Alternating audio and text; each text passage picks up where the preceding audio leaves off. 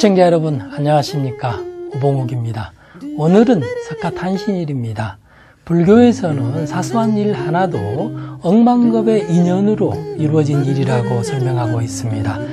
길가에서 피어난 꽃 한 송이도 특별한 인연이 있어서 이렇게 제 눈에 포착된 것일 터입니다.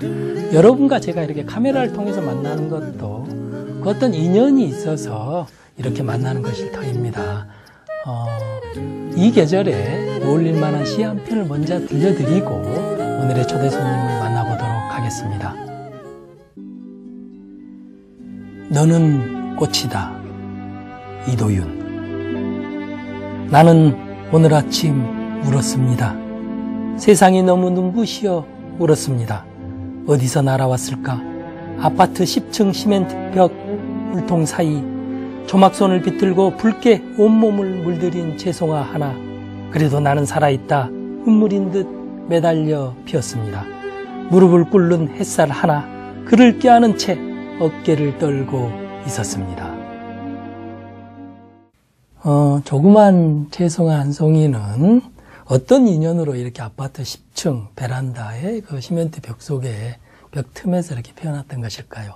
또 그런 꽃은 어떤 인연이 있었길래 나에게 와서 이렇게 피었던 것일까요? 이렇게 시 한 편을 읽으면서도 우리 삶의 인연에 대해서 다시 한번 생각해 보게 됩니다. 그럼 이제 오늘의 초대 손님을 모시겠습니다. 한국문학번역원 김성곤 원장님입니다. 안녕하십니까, 원장님. 5월입니다. 원장님은 이 바쁜 5월을 어떻게 보내고 계신지요? 네, 세월호 참사 때문에 침통해하고 있습니다. 인문학자로서 또 문학자로서 제가 제대로 인문학을 사회에 확산시키지 못했지 않나 하는 이런 반성을 하고 있습니다. 왜냐하면 인문학이라는 것이 어떻게 살 것인가, 어떻게 사는 것이 과연 의미가 있는 것인가, 어떻게 우리 사회를 위해서 또 다른 사람을 위해서 살 것인가를 성찰하고 또 비판하는 것인데 그렇게 제대로 하지 못해서 궁극적으로는 이런 사고가 나지 않았나 이렇게 반성을 해봅니다. 우리가 베스트셀러를 보면은 사실은 우리 정신과 마음을 탐구하는, 어떻게 살아야 될까를 탐구하는 책보다는 실용서들이 많지요. 경제 관련 서적들. 어떻게 10,000원으로 1억을 벌 것인가, 어떻게 하면 부자가 될 것인가. 그래서 그런 물질 만능주의 혹은 황금 만능주의, 이런 것들이 그동안 우리 사회에 너무 부정적인 영향을 끼치지 않았나 이렇게 생각하고 있습니다. 그럼 본격적으로 원장님과 책과 인생에 관한 이야기를 한번 나눠보도록 하겠습니다. 먼저 우리 한국문학번역원이 어떤 곳인지를 잘 모르는 시청자분들도 있을 것 같거든요. 한국문학번역원에 대해서 소개를 먼저 해주시죠. 네, 국내에서는 모르시는 분들이 많습니다. 그래서 사설 번역학원인 줄 알고 저한테 영어 편지도 번역해 줍니까? 이렇게 물어보는 사람들이 많아요. 근데 사실은 저희는 문화체육관광부 산하의 공공기관입니다. 해외에는 많이 알려져 있어요. 근데 국내에서는 비교적 덜 알려져 있습니다. 왜냐하면 저희가 해외에서 활동을 많이 하기 때문인데요. 30개 언어로 한국 문학 작품을 번역해서 해외에서 출간을 합니다. 그래서 우리 한국 작가들이 해외에서 인정받고 상을 받을 때는 언제나 그 뒤에 저희 한국문학번역원이 있죠. 그래서 저희가 우스갯소리로 우리 한국문학번역원의 모토가 우리는 음지에서 일하고 양지를 지향한다 이렇게 농담을 하는데, 물론 양지를 지향한다라고 할 때는 우리 작가들이 세계에 알려지고 국제적인 상을 받는 걸 의미하죠. 그거 말고도 저희는 세계 주요 도시마다 한국문학 포럼을 열고 있고요. 또 한국문학 독후감 대회를 열어서 현지인들이 한국문학 작품을 읽고 독후감을 써내면 그중에 제일 좋은 작품을 골라서 상을 줍니다. 그렇게 하고 작가 레지던스 프로그램이 있어서요. 1년에 한 3사람 정도 작가를 해외에 석 달 혹은 6달 이렇게 파견하는 프로그램이 있고요. 또 해외에서 한국문학을 번역하는 번역가들을 한국으로 초빙해서 2개월 동안 저희가 비용을 대고 작가들하고 만나게 해주는 일도 하고 있습니다. 또 저희 교육기관이 있습니다. 한국문학 번역 아카데미인데요. 1년에 한 120명 정도 주로 외국 학생들이 많습니다. 불러다가 1년 동안 전액장학금으로 번역을 가르치고 있죠. 그래서 번역가 양성하는 작업도 하고 있습니다. 물론 저희 자체 출판부도 있고 번역 전문 도서관도 있습니다. 그래서 세계적으로 우리 언어가 번역된 책 자료는 저희 도서관이 다 갖고 있습니다. 많은 일 하고 계시네요. 2012년부터 한국문학번역원 원장으로 일하고 계시고 네. 또 작년에는 그 문화부 장관상도 이렇게 받으셨고 그리고 올해는 그 한국문학번역원과 또 그 원장님께서 경영평가의 측면에서 우수기관에 이렇게 선정되기도 했더라고요. 네. 그런데 원장님께서 가장 그 역점적으로 추진하는 사업은 어떤 사업이고 성과는 어땠는지가 궁금하네요. 네. 그동안에는 한 10년 동안 단행본으로 이렇게 책이 번역돼서 나왔습니다. 그러다 보니까 너무 단편적으로 한국 문학이 세계에 알려진다는 느낌이 들어서요. 전집 출간을 기획을 했습니다. 그래서 미국의 달키 아카이브 출판사라고 해외 문학 전문 번역 출판사로서는 제일 큰 데입니다. 거기서 25권을 내기로 하고 10권이 작년에 나왔고 금년에 5권이 나오고 이렇게 됩니다. 그러면 좋은 점은 한국 문학 작품을 시대별로 저감할 수 있죠. 예를 들어서 20세기 초반 일제 식민지 시대의 문학, 그리고 전쟁 전후 문학, 또 산업사회 때의 문학, 또 현재 이 전자시대의 문학을 외국 독자들이 조감하면서 한국이 어떤 변화를 그동안에 경험해 왔는가를 문학 작품을 통해서 이렇게 읽게 되는 거죠. 그래서 체코의 아르고 출판사라고 큰 출판사인데요. 거기서도 한국 문학 작품을 10권을 내기로 했고 지금 2권 나왔고 3권째 나오고 있습니다. 또 미국의 화이트파인 출판사라고 뉴욕에 있는 출판사인데 거기서 The Korean Voices Series라고 그래갖고 한국 목소리 시리즈죠. 그래서 시집하고 소설을 이제 전집으로 이렇게 계속해서 내는 걸 시작했습니다. 성과는 아주 좋고요. 또 한 가지 제가 부임해서 만든 게 영어팀입니다. 제가 와서 보니까 영어를 잘하는 우리 직원들이 없어서 외국에서 영어권에서 오래 살다 온 직원들을 여러 명을 뽑았습니다. 그래서 영어권으로 진출을 꽤 했는데요. 그게 중요한 게 요즘은 영어로 번역돼야지만 전 세계적으로 읽힙니다. 왜냐하면 영어가 영국어나 미국어라기보다는 이제 세계적 공용어가 돼가지고요. 그래서 영어권으로 진출했고, 그 다음에 이북 팀을 만들어서 전자책을 추진을 하기 시작했습니다. 저희가 아마존 인프린트 자회사인 아마존 크로싱하고 계약을 맺고 거기서 발행하는 저널이 있어요. 데이원이라고 하는 저널인데 회원이 2만 명입니다. 거기에 우리 한국 작가 작품을 실기 시작했습니다. 우선 배수아 작가의 푸른 사과가 있는 국도를 실어가지고 반응이 좋아서요. 이번에 뉴욕 펜에서 배수아 작가를 초빙했습니다. 그래서 요즘 일간지에 많이 보도가 되고 있죠.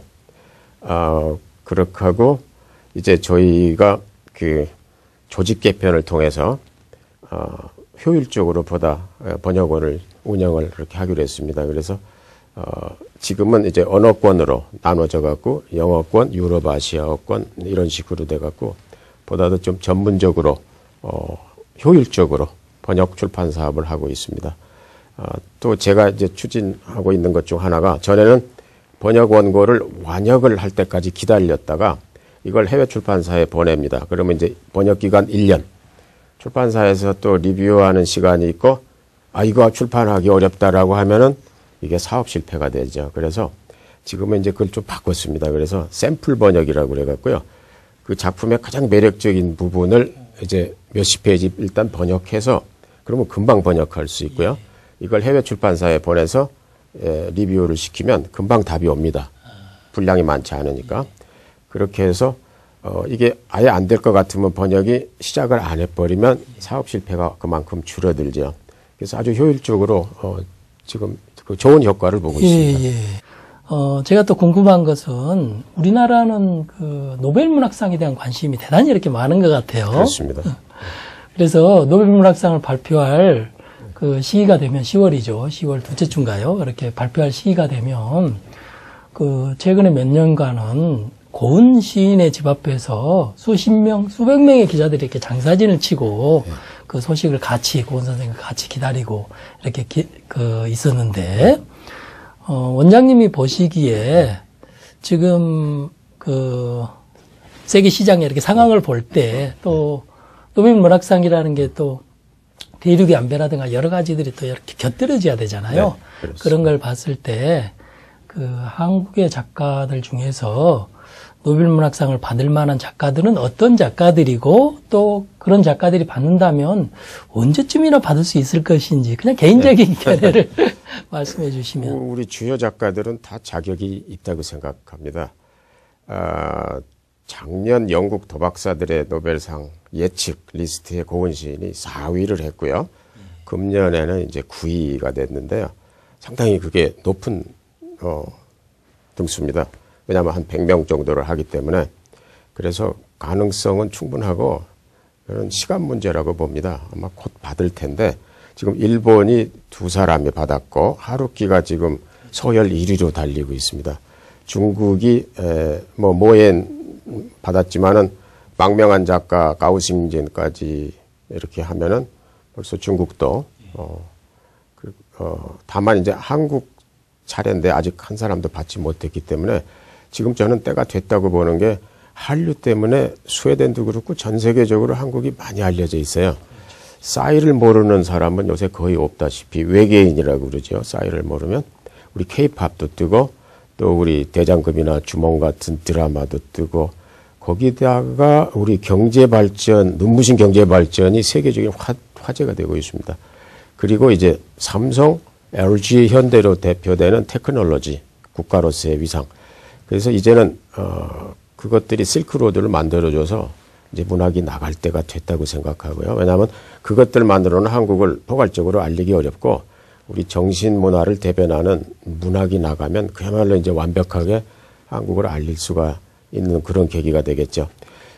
다만 노벨상이라고 하는 것은 그 나라의 대표 작가, 최고의 작가한테 주어지는 상이 아니라 세계에 공헌하고 세계적으로 알려진 작가한테 줍니다. 그래서 우리 작가들이 첫째는 좋은 작품을 써야 되겠죠.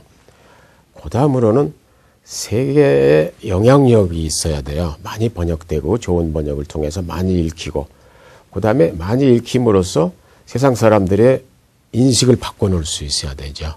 그러니까 좋은 주제와 작품을 써가지고 사람들이 이래야 되겠구나, 이렇게 살아야 되겠구나 하고 깨닫게 해준다면 이건 세계에 공헌하는 거죠. 세계 평화에도 공헌을 해야 됩니다. 그래서 국가 간의 분쟁이 있을 때 무라카미 하루키처럼 중국 편도 들지 않고 일본 편도 들지 않고 세계 평화적인 측면에서 발언을 하면 굉장히 도움이 됩니다. 자기 나라 편을 드는 것은 이건 별로 점수를 받지 못해요.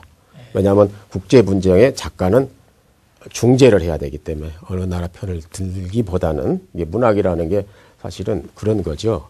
본질적으로. 그래서 노벨상은 원한다고 해서 우리가 받을 수 있는 건 아니고요.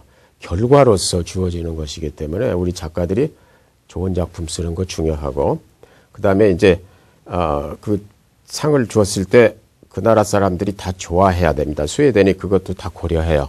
상을 준 다음에 그 나라 사람들이 절반이 반대하면은 이건 이제 문제가 생기거든요.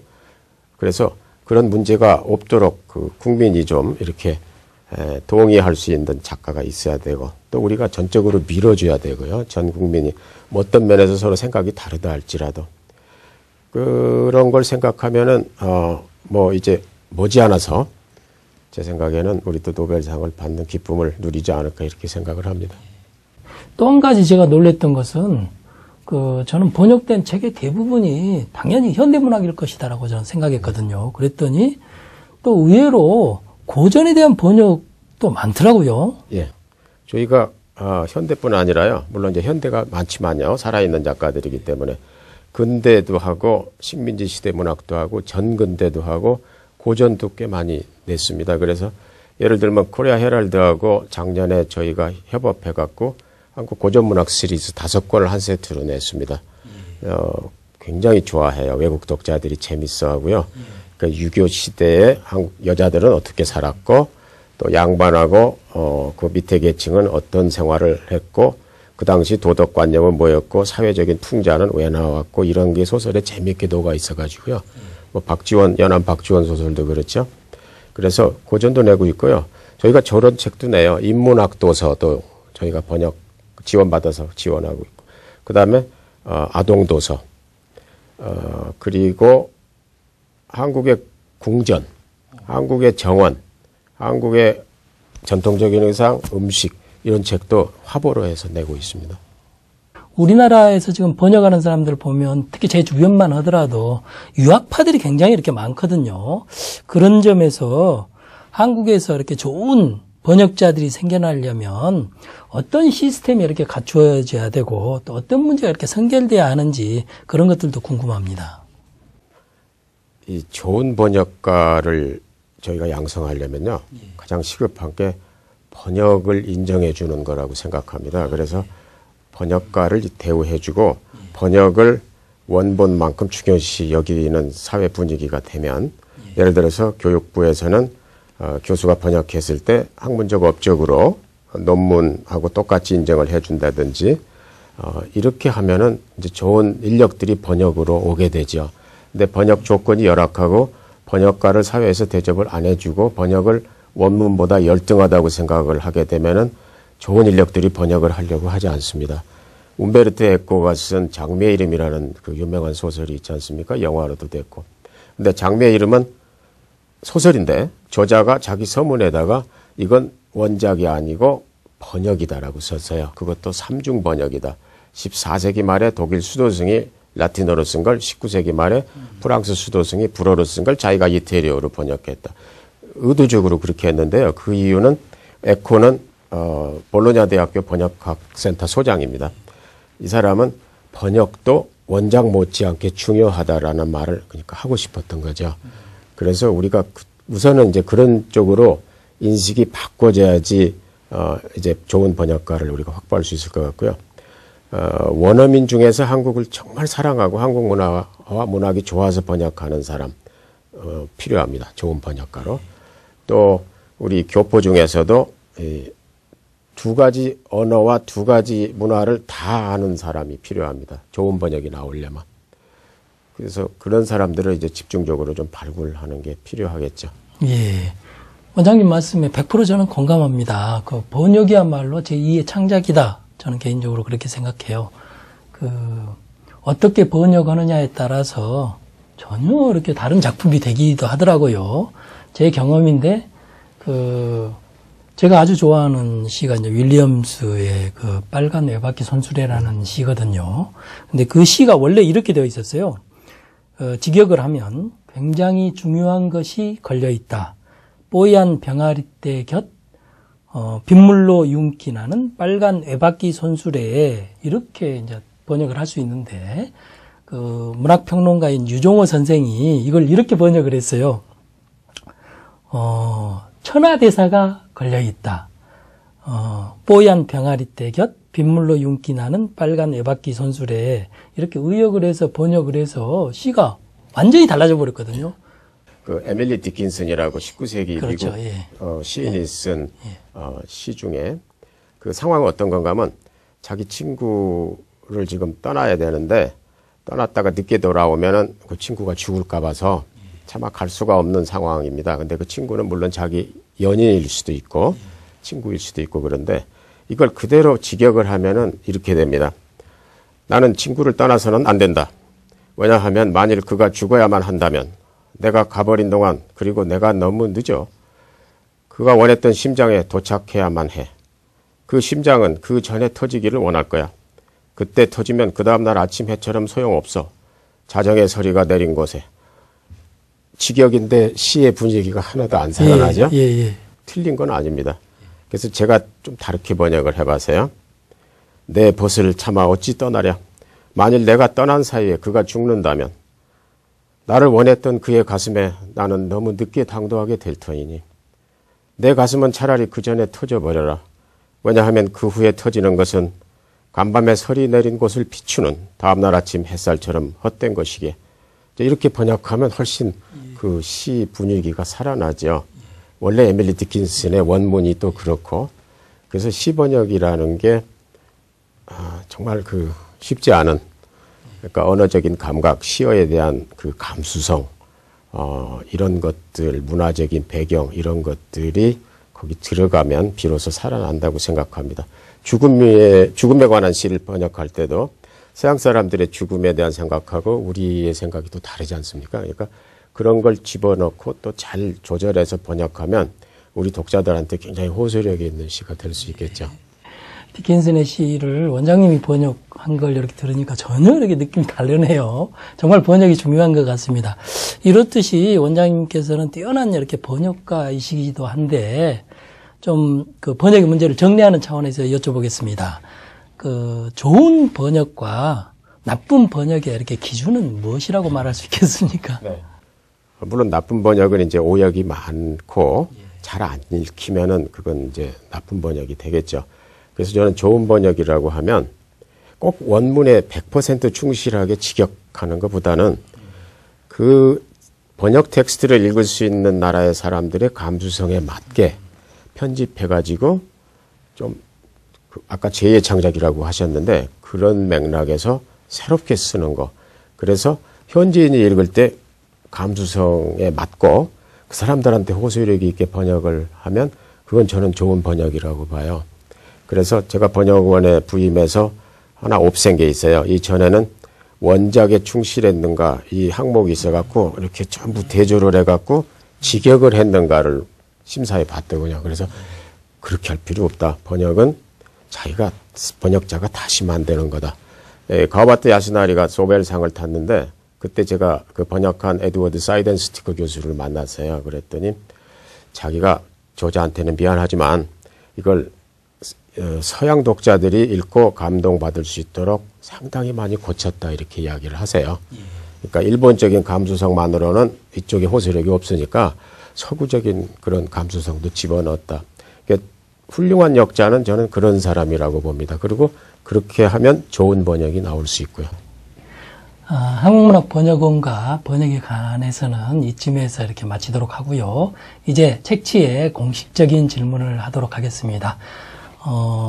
원장님께서 가장 이렇게 감명 깊게 읽은 책은 어떤 책인지 말씀해 주시죠. 네, 뭐 여러 권이 있겠지만요.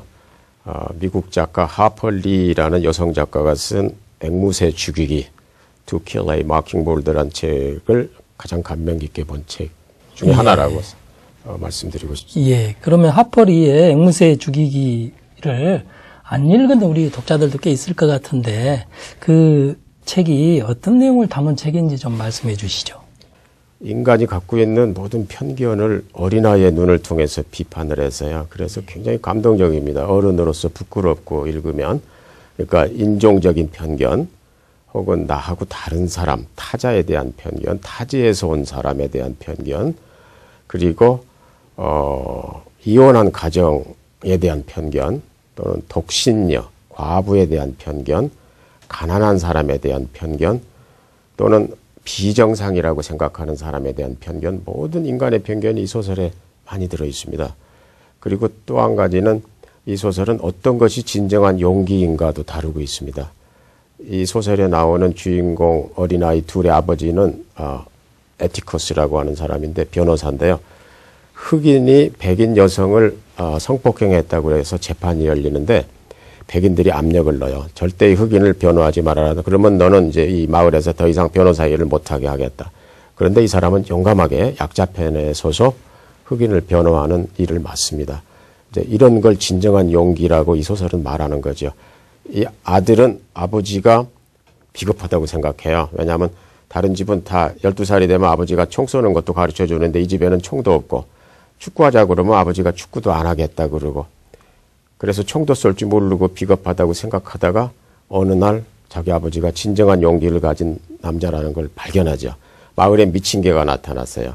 그러자 보안관도 무서워서 이 총을 잘못 쏘면서 이제 더 날뛰게 되니까요. 이 에티커스 핀치라고 하는 이 아버지가 명사수였습니다. 젊었을 때 애들은 몰랐는데 아버지 보고 쏘라고 그래서 아버지가 미친 개를 쏴요. 아버지는 평소에 폭력을 반대합니다. 총도 쏘지 못하게 하고 아이들한테.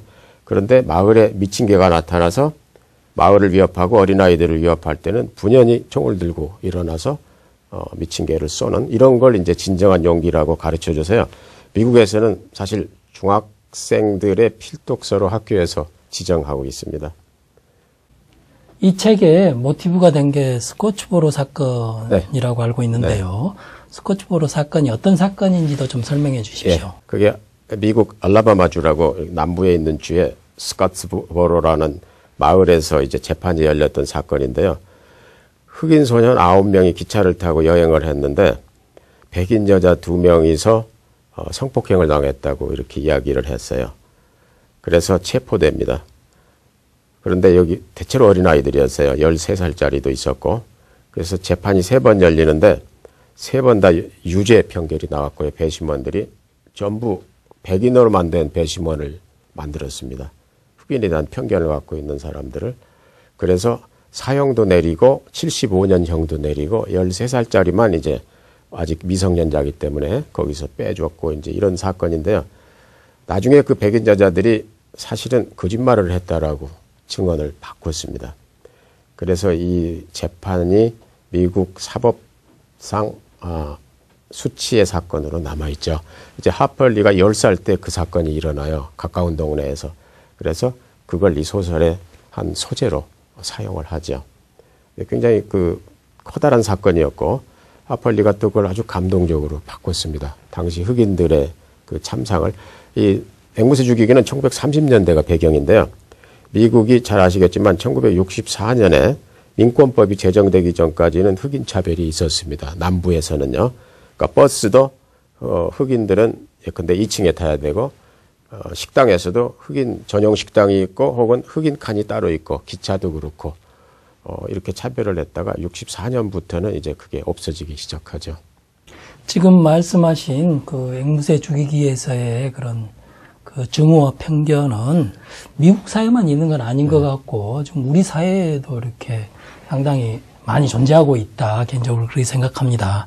특히 우리 경우는 그 동남아시아에서 온 노동자들이 또 우리 주변에 많이 있고 또 우리 농촌 총각들하고 결혼하기 위해서 뭐 베트남, 중국 여러 군데서 오는 그 다문화 가정들도 꽤 많은데 그런 것들을 바라보는 우리들의 시각, 좀 편향된 시각들이 또 있잖아요.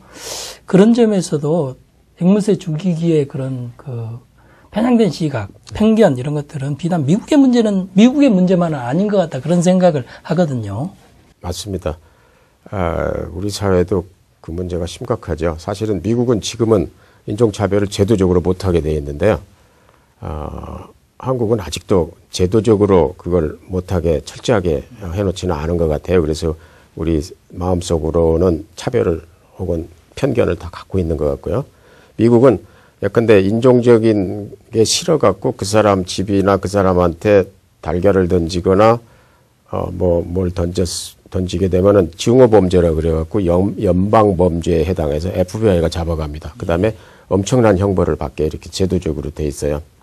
그래서 우리가 지금 다문화 사회라고 하는데 엄격하게 말하면 제가 볼 때는 다문화 사회는 아닌 것 같아요. 다문화 사회는 모든 여러 가지 다양한 문화를 동등하게 다 인정해 주는 건데 우리는 예컨대 동남아시아 사람들이 우리나라에 결혼해 와서 살 때 혹은 노동하러 와서 살 때 우리 문화에 동화되기를 원하거든요. 그러면 다문화는 아니죠. 진정한 의미에서. 그래서 우리도 좀 생각을 바꿔서 그 사람들 문화도 존중해 줘야 될 것 같아요. 우리 문화하고 동등하게 이렇게 해줄 때 비로소 다문화 사회가 된다고 생각합니다. 제가 볼 때 우리나라 가장 큰 문제 중에 하나, 해결해야 될 문제 중에 하나가 증오심인데요. 그러니까 자기 패거리가 아닌 사람에 대한 증오, 가진 자에 대한 증오, 혹은 특권층에 대한 증오, 부자에 대한 증오, 이제 이런 거, 혹은 이데올로기가 다른 집단에 대한 증오, 이제 이런 건 우리도 끝내야 되지 않을까 저는 그렇게 생각해 보고요. 그런 의미에서 이 앵무새 죽이기를 우리나라도 학교에서 좀 다 읽혔으면 좋겠어요. 우리 학생들한테. 그래서 좀 생각이 바꿔지게. 그 소설을 읽으면 대부분 청소년들은 웁니다. 눈물을 흘리고. 그리고 다시는 이렇게 하면 안 되겠다라고 깨닫게 되긴 좋은 소설이기 때문에 영화로도 만들어졌는데 영화도 아주 잘 만들었어요. 그레고리 팩이라는 배우가 아주 영화 사상 가장 훌륭한 아버지로 뽑혔습니다. 그래서 아버지의 역할이 어떤 것인가도 우리가 그 소설이나 영화를 통해서 배울 수 있고요. 이 영화가 얼마나 감동적이었는가 하면 탐 크루스는 자기 딸 이름을 그 앵무새 주기의 여자 주인공 이름을 따서 스카우트라고 지었고요. 멕시코 술에 테킬라라는 술이 있지 않습니까? 그 술을 약간 이름을 변형시켜서 테킬라 마킹볼드라는 술이 있어요. 멕시코에 가시면. 근데 테킬라는 이제 To Kill a Mockingbird라는 소설하고 발음이 비슷해서 그렇게 만든 거죠. 그래서 이 소설의 영향력이라는 것은 정말 지대합니다. 전 세계적인 영향을 끼쳤어요. 그렇죠. 빌 클린턴의 그런 보좌관이 앵무새 죽이기를 읽고 나서 그런 차이, 또 편견 이런 것들이 많이 없어졌다 이런 말을 하면서 앵무새 죽이기를 극찬했는데 원장님 말씀 들어보니까 저도 그런 생각이 많이 드네요. 특히 그 다문화 가정 같은 경우에 저는 제일 안타까운 점이 그런 거였어요. 문제는 그 베트남이나 중국이나 또 이런 데서 멀리서 온 우즈베키스탄 이런 데서 많이 온 그런 사람에 대한 편향된 시각도 시각이지만 그 2세들이 상당히 문제더라고요. 네. 제가 보니까 그 2세들이 그 어머니에게 또 말을 배우잖아요. 그렇죠. 근데 그 어머니가 이제 말이 또 이렇게 그 우리 억양을 가질 수가 없잖아요. 네. 그러면 그 2세들이 어머니의 말투를 따라가게 되면 또 왕따 돼버리거든요. 네. 이런 점을 보면서도 정말 안타까웠고 또 한 가지는 이제 뭐 원장님 말씀하신 대로 우리 사회에도 그런 그 차이에 대해서 인정하지 않는 게 정말 많고 또 증오가 정말 많은 사회인 것 같아요. 이를테면 우리는 동서 간의 갈등도 있고요. 남북 간의 갈등은 뭐 이데올로기의 갈등이니까 그렇다 치더라도 그리고 또 계층 간 갈등도 굉장히 이렇게 심한 것 같다. 그런 점에 비추어 보더라도 이런 그 차이에 대한 이해, 타자에 대한 배려 이런 것들이 정말 중요한 것 같다. 앵무새 죽이기가 그런 점에서 우리에게 주는 귀중한 교훈이다 이런 생각을 해봅니다. 이제 원장님이 살아온 삶에 대해서 한번 여쭤볼게요. 원장님께서는 이제 서울대 영문과 교수시니까 어릴 때 공부는 정말 잘했을 것 같고요. 또 원장님의 이렇게 이력을 보면 영화에 또 저희가 아주 기쁘셔서 거의 뭐 전문가 이상의 수준이시니까 어렸을 때 영화에 대한 관심도 많았을 것 같고 공부 이외에 좀 관심이 많이 두는 영역들은 어떤 것들이었는지 궁금해요. 원래 공부밖에 잘하는 게 없어갖고요. 뭐 공부는 그럭저럭 초등학교 때부터 대학까지 잘했는데 그거 말고 제가 좋아했던 거 혹은 조금이라도 잘했던 것이라고 하면 아마 문학작품 읽는 거, 책 읽는 거 엄청나게 좋아했습니다. 그 다음에 영화 보는 거 좋아했고요. 그 다음에 여행하는 거 좋아했습니다. 근데 그 세 가지가 다 제 삶에 굉장히 중요한 역할을 해줬어요. 그러니까 공부만 잘해가지고는 얻을 수 없는 많은 것들을 책을 통해서 배웠고 문학을 통해서 영화를 통해서 삶을 배웠고 여행을 통해서 다른 사람들이 어떻게 사는가를 배웠고 그래서 그 제 삶을 돌이켜보면 그 세 가지가 서로 어우러졌던 것 같아요. 미국에서 공부할 때도 저는 방학 때 되면 자동차 타고 운전해서 엄청나게 돌아다녔습니다. 그때 배운 게 대학 도서관에서 혼자 공부한 것보다 더 많은 걸 깨우치고 배웠다고 생각을 하고요. 영화도 많은 영화를 보면서 인생의 여러 가지 그 삶의 편린들을 깨닫게 됐고 인생의 진리도 깨닫게 됐고 문학작품도 마찬가지고요. 그래서 그 세 가지가 제가 공부 말고 좋아하고 잘했던 것이 아닌가 이렇게 생각을 합니다. 영화도 좋아하시고 그리고 독서도 정말 이렇게 그 많이 하시고 그러면서 그 영문과 교수이시기도 한데 원장님의 그런 인격 형성에 어린 시절에 이렇게 인격 형성이 될 때까지 가장 영향을 준 인물은 누구인지 궁금해요. 주변의 인물도 좋고요. 또 내지는 책 속의 인물도 좋습니다. 저는 책이라고 생각을 합니다. 어렸을 때부터 제 인격 형성에 가장 많이 도움이 된 게 그래서 어렸을 때는 만화를 좋아해가지고 동네 뭐 만화방에 가서 만화를 다 봤죠.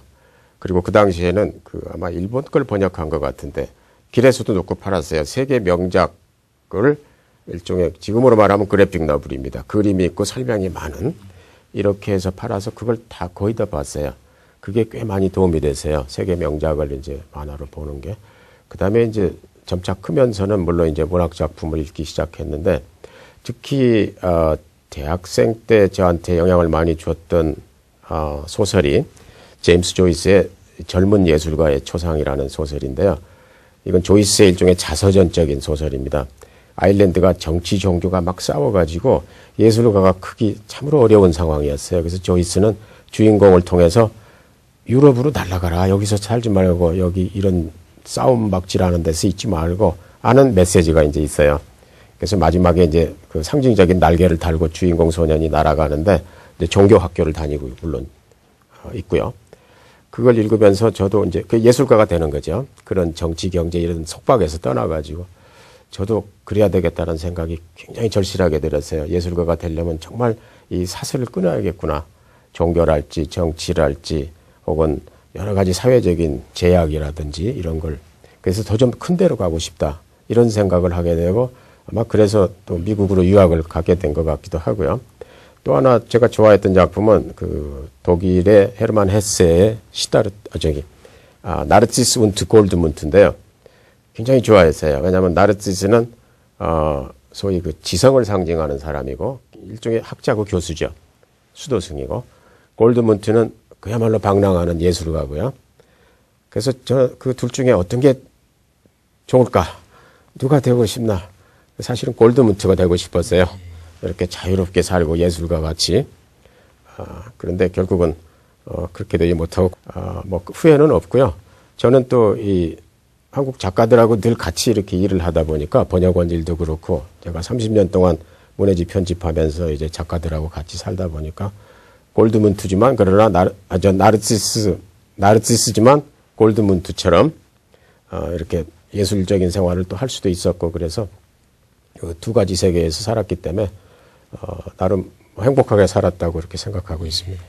책을 아주 좋아하시는 분이시니까 책과 관련된 에피소드 또는 뭐 어렸을 때 도서관과 관련된 에피소드 이런 게 좀 있을 것 같은데 재미있는 에피소드 좀 소개해 주시죠. 재미있는가요? 제가 초등학교 6학년 때 저희 형이 이제 중학교 들어갔는데 그 영어 이렇게 참고서를 보고 있었어요. 그게 영어 첫걸음이란 책이었는데 저는 그때 책이라면 뭐든지 좋아했기 때문에 이렇게 목차를 보니까 이 대명사의 복수라는 항목이 있어요. 근데 제가 그때 사명대사의 그 전기를 소설을 읽고 있었기 때문에 이게 틀림없이 어떤 스님의 복수를 다룬 장인 모양이다라고 펴봤는데 이게 그런 얘기는 없고 엉뚱한 그 영어가 나오더군요. 그래서 실망한 그런 생각이 나네요. 그리고는 초등학교 6학년 때는 방학 때 도서관에 도시락 싸갖고 가서 시립도서관에서 이제 하루 종일 책을 읽은 기억이 있고요. 미국에서 공부할 때는 주말에 이제 학생이니까 할 일도 없고 하니까 그 도서관에 가서 공부를 했어요. 근데 교수가 마침 무슨 일이 있어서 미국 교수가 도서관에 일요일에 왔다가 제가 거기 앉아서 책 보는 걸 보고 감탄을 했어요. 너는 주말에도 놀지 않고 공부를 하는구나. 그러더니 그 순간 인정을 해갖고요. 공부 다 마칠 때까지 엄청 편했습니다. 저는 늘 놀아도 공부하는 사람으로 이렇게 인정을 해줘갖고요. 그래서 아이고 그때 도서관에 가기를 참 잘했다. 이렇게 생각하죠. 근데 보르헤스라는 사람 제가 좋아하는데요. 이 사람은 아르헨티나 작가면서 부에노스아이레스 도서관장이기도 했죠. 도서관에 관해서 책에 관해서 재미있는 얘기를 여러 개 했죠. 내가 볼 때 도서관은 마치 미로와도 같고, 왜냐하면 서양 도서관은 이렇게 원으로 돼 있어갖고 한 바퀴 뺑 돌면 다시 원래 자리로 이렇게 돌아오는데요. 어쩔 때는 이게 상당히 헷갈리기도 합니다. 우주 같기도 하고 미로 같기도 하고 역사가 거기 다 담아져 있고. 이 사람은 또 이런 재밌는 얘기도 했죠. 인간이 발명한 것 중에서 가장 위대한 것은 책이다. 다른 모든 발명품은 신체의 확장이다. 예를 들면 삽이나 쟁기는 팔의 확장이고 지팡이는 다리의 확장이다. 또 망원경은 눈의 확장이다. 그러나 책은 우리의 기억과 상상력의 확장이다. 이런 재밌는 얘기도 했고요.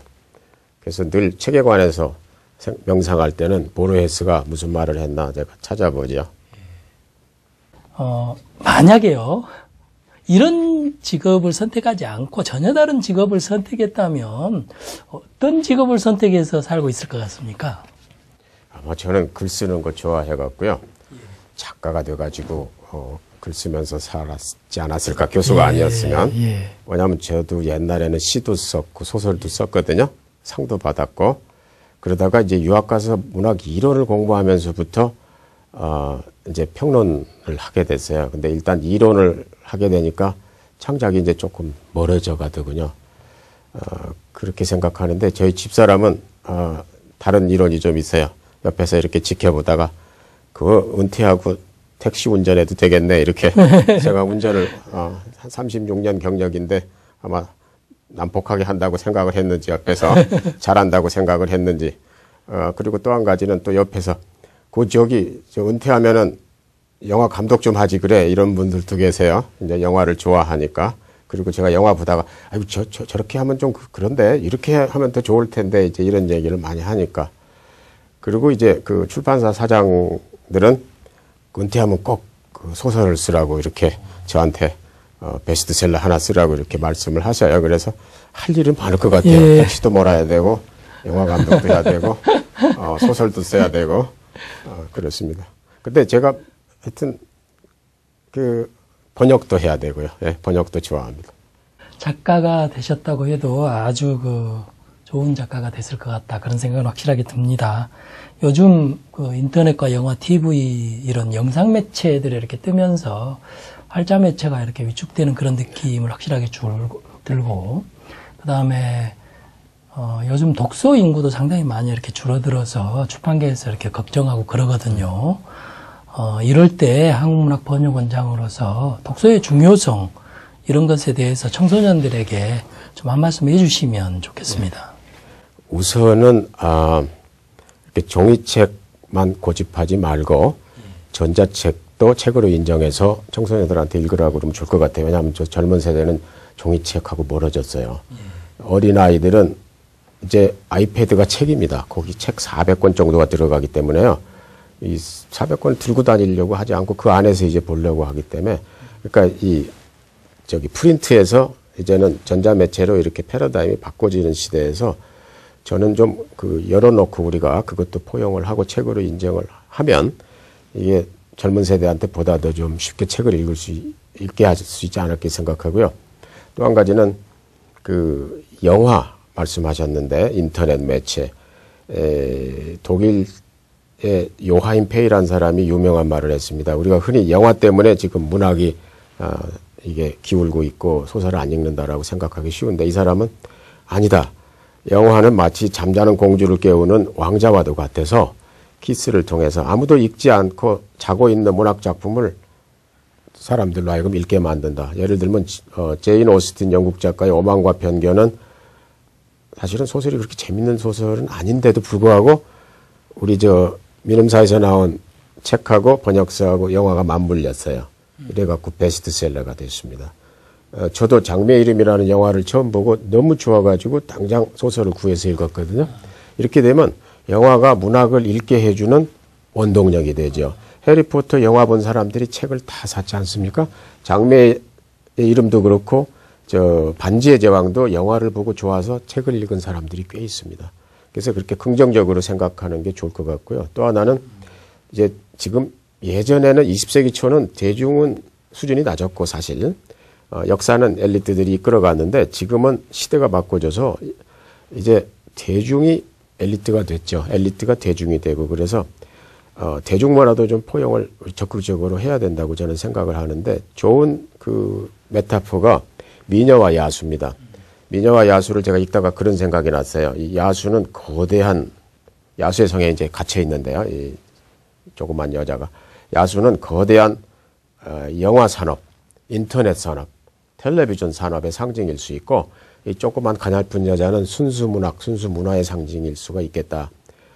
과연 그 여자 이름이 벨르인데 프랑스 말로 벨르 레트르 하면은 순수 문학이 되지 않습니까? 근데 이 성에서 빠져나갈 방법은 없어요. 너무나 강력하기 때문에 야수하고 야수의 성하고 마법이. 그래서 어떻게 해결을 하는가 하면 야수를 사랑해서 키스를 하고 결혼을 하게 되니까 야수가 그 순간 멋진 왕자로 변합니다. 그 이야기에서.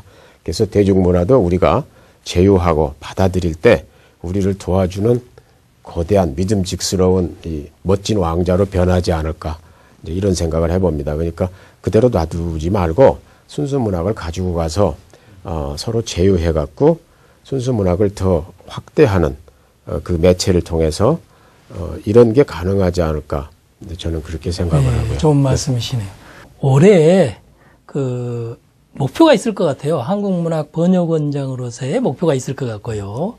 또 인간 김성곤으로서의 올해의 목표도 있을 것 같습니다. 그런 말씀을 좀 해주시죠. 네. 제가 서울대학에 부임한 지가 30년 돼 갔고요. 금년 8월에 이제 정년 퇴임을 합니다. 그래서 이제 제 학문적 생활을 이제 정리를 금년에 할 때가 됐고요. 그러나 저는 퇴역 인문학자가 아니고 예비역 인문학자로 남아서 언제라도 소집을 하면 다시 현역으로 복귀를 해서 봉사를, 문학을 위해서 봉사를 할 준비를 하고 있습니다. 그리고 저는 제 학문적 마지막 삶을 번역을 책임 맡고 있는 걸로 끝나는 걸 굉장히 다행스럽게 생각합니다. 왜냐하면 한 나라의 문화나 문학을 다른 나라에 알리려면 필연적으로 번역이라는 작업을 거쳐야 되고, 또 제가 외국문학자인데, 영문학자인데, 외국문학자의 궁극적인 목적은 외국문학을 연구하고 잘 아는 거지만, 그러나 그보다 이제 그걸 그 단계를 지나면 그걸 우리나라의 거울 삼아서 우리나라 문화와 문학을 풍요롭게 하는데 공헌해야 된다고 생각합니다. 근데 그 과정에서 비교문학적 시각하고 번역이라는 게 굉장히 중요한 역할을 하죠. 그래서 저는 저한테 복을 주셨다고 생각을 합니다. 이 번역원 일을 맡겨주신 게 적성에도 맞고 보람도 있고, 그래서 우리 한국 작가들하고 해외 나가서 행사하고 한국 문학 알리는, 또 한국 문학 작품을 영어로 혹은 다른 외국어로 번역해서 해외에서 출간해서 알리는 작업이 그렇게 보람있고 재미있을 수가 없습니다. 그리고 제가 훈련받았던 게 이제 거기 상당히 많이 도움이 되고요. 제가 이제 그 영미권에서 살면서 이렇게 저절로 생긴 그 인적 네트워크가 그렇죠. 있어요. 예. 그래서 우리 문학 알리는데 그게 굉장히 많이 도움이 됩니다. 학자나 교수나 출판인이나 편집자들하고 그동안 많이 알고 지냈기 때문에.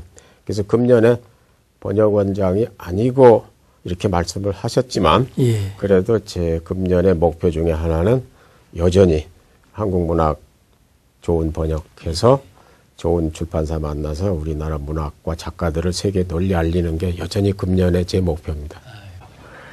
작가의 한 사람으로서 참 고마운 말씀이네요. 긴 시간 동안 그 좋은 말씀을 이렇게 들려주셔서 대단히 이렇게 감사하고요.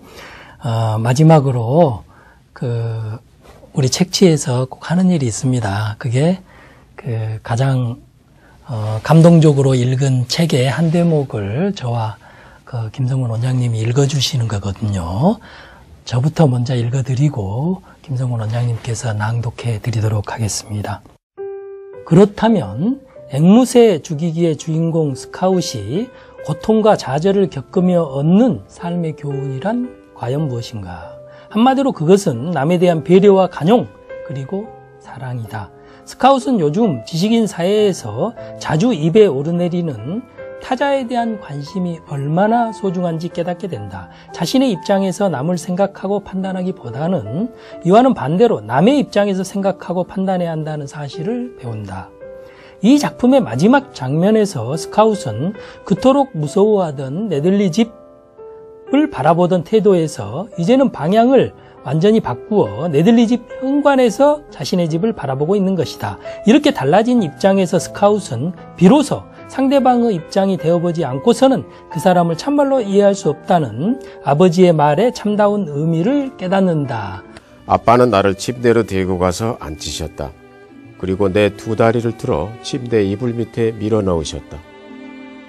그리고 그들은 그를 추적했지만 붙잡을 수 없었는데 그 이유는 그가 어떻게 생겼는지 알 수 없었기 때문이지요. 이건 스카웃이 하는 말입니다. 그리고 아빠, 그들이 마침내 그를 보았을 때 그는 그런 짓을 하나도 하지 않았다는 사실이, 아빠, 그 앤 정말로 멋진 애였어요. 아빠의 두 손이 이불을 잡아당겨 나에게 덮어주시느라고 내 턱 밑에 있었다. 스카웃, 우리가 궁극적으로 잘만 보면 대부분의 사람들은 다 멋이 있단다. 아빠는 불을 끄고 오빠의 방으로 가셨다. 아마 밤새도록 그 방에 계실 것이다. 그리고 오빠가 아침에 깨어날 때에도 역시 그 방에 계실 것이다. 시청자 여러분, 어떻게 들으셨습니까? 오늘 김성곤 원장님의 말씀 중에서 여러 말씀들이 이렇게 기천을 지금 맴도는 느낌입니다. 좋은 말씀 이렇게 많이 해주셔서 대단히 이렇게 감사의 말씀을 드리고요.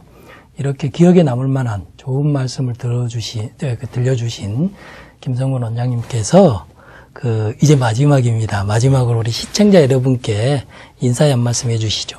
네, 제가 좋아하는 아르헨티나 작가 보르헤스의 말을 인용하도록 하겠습니다. 작가들과 글 쓰는 사람들을 위해서는 보르헤스가 이런 말을 했어요. 글을 쓰는 사람들은 죽으면 책으로 남는다. 그건 꽤 괜찮은 환생이다. 그래서 글 쓰는 사람들은 다 자기 환생을 미리 만들어 놓고 죽게 되죠. 자, 독자들을 위해서도 보르헤스가 대단히 좋은 말을 했습니다. 나는 언제나 생각하기를 낙원은 마치 도서관 같을 거라고 생각한다. 그러니까 둘러보면 책이 있는 거죠. 그래서 보르헤스는 자기는 책으로 둘러싸이지 않고는 잠이 들지 않는다. 이런 말도 한 적이 있습니다. 그래서 그런 세상이 오면 얼마나 좋겠습니까? 우리가 책으로 둘러싸인 낙원에서 살면서 환생을 책으로 할 수 있다면 그야말로 더 바랄 것이 없겠죠. 감사합니다.